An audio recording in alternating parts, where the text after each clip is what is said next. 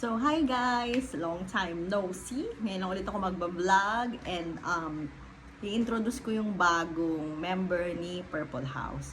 So, ganito kasi yung background story nun. Parang may napadaan lang ako dun sa Glorieta, tapos nakita ko yung store ng mga gitar. So, ngayon, araw-araw kasi ako dumadaan dun. So, parang kahapon, April 29, parang naisip ko, try ko kayang magtingin-tingin ng gitara. Kasi syempre, di ba, parang may gusto kasi akong bilhin na electric guitar na purple siya. As in, purple talaga siya. Yung color talaga ng purple. Eh, nakita ko sa MOA, mura lang. Kaso ang layo. So, tinignan ko kung meron sa Glorieta. Then, tingin-tingin ako doon. Ganyan. Kaso nga lang, walang purple. Then, nakakita ko ng acoustic na pwedeng isaksak sa ampli. Ganyan. Parang walang akong bet. So, maya-maya, tingin-tingin ako dito sa kabilang side. Ganyan. Tapos, picture-picture ako, gano'n. Ano ba yung magandang style? Ganyan. Kasi 1-2 lang, 900 lang, ganyan. Tapos, maliit lang siya. Ayoko kasi ng malaking gitara, di ko kaya. Ngayon, paglingon ko dito sa kabilang side, meron akong nakita, guys. Hindi ko ine-expect na makikita ko siya, as in. So, pagtingin ko, oh no, hindi ko talaga siya ine-expect. Tapos hindi ko, oh my gosh, ang mahal talaga. Tapos dalawang gitarang klase. So akala ko talaga, wala dito sa Pilipinas noon, as in. Tapos matagal ko na siya nakikita sa internet kasi ni-release nga siya as limited edition. So tinignan ko yung price, medyo mahal. And sabi ko, hindi talaga ako makagalaw, guys, kasi sobrang excited ako. Tapos ako na yung tao dun sa store. So nakakaya naman, tingin ako, tinitigan ko talaga siya. Kasi bibiling ko ba to? Parang ganon. Tapos parang di na ako makakatulog, guys. And ayun na nga, guys, dahil ako ay nabudol at ito talaga is very, very fun ako. Binili ko siya. Pero inisip ko, investment naman siya. And then, tawag dito, magagamit talaga. As ako, magagamit ko siya as individual. Kasi meron akong ukulele. Si Tina, meron na siyang bass, guitar, meron siyang electric.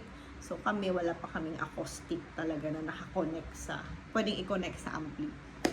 So yun, binili ko siya, guys. At, eto siya. Tada! Taylor, yung brand ng guitar, Taylor.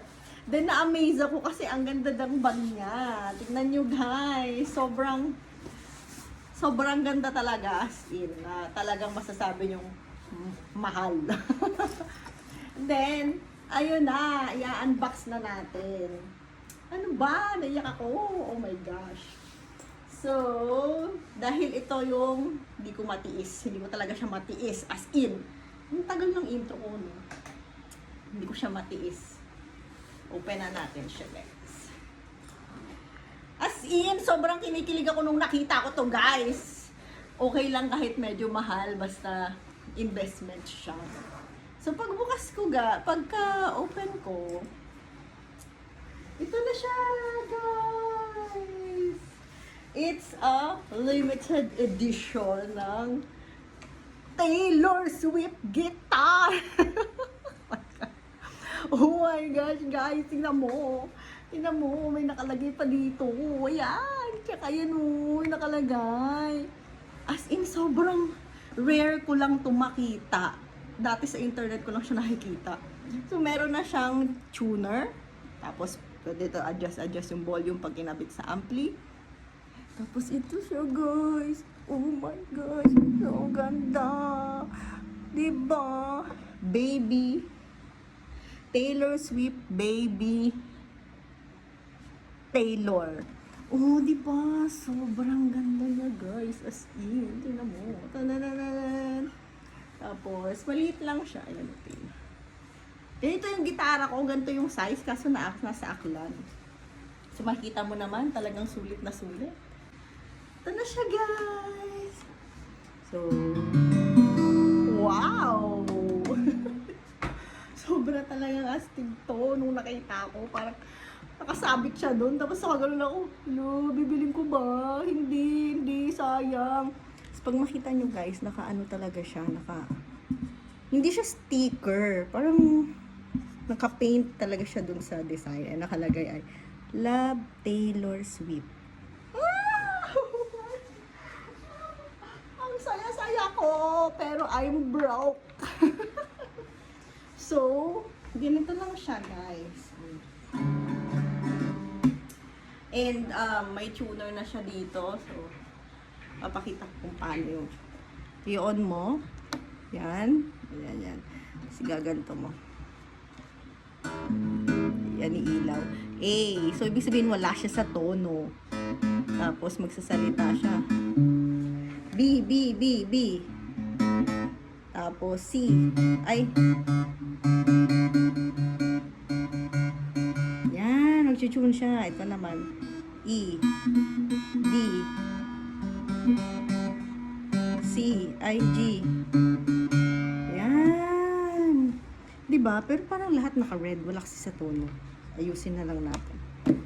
So, ganyan yung features na guys. Maganda siya pag ganun. Tapos may design siya ganito. Ito yung pangsaksak niya sa ampli. Tapos, meron din siyang pang ano sa strap. Yun din, pang strap. So, ito siya guys. Sobrang ganda. Taylor Swift Edition. Ano yung tutugtugin natin? Kanda ni Taylor.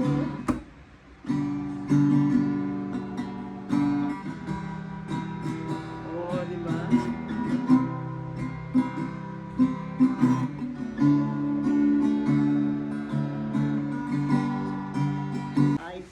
Cannot believe, binili ko siya. Pero kagaya nga ng Eras Tour, investment yun and memories. Then, sabi dun ni Kuya, pagka original, tumataas talaga yung value niya. So, ito na siya guys. I'm so proud of myself. Another gastos, but ay, naku, fan na fan ako ni Taylor. So, yun lang guys. Gusto ko lang siyang i-share and I'm so happy. Bye!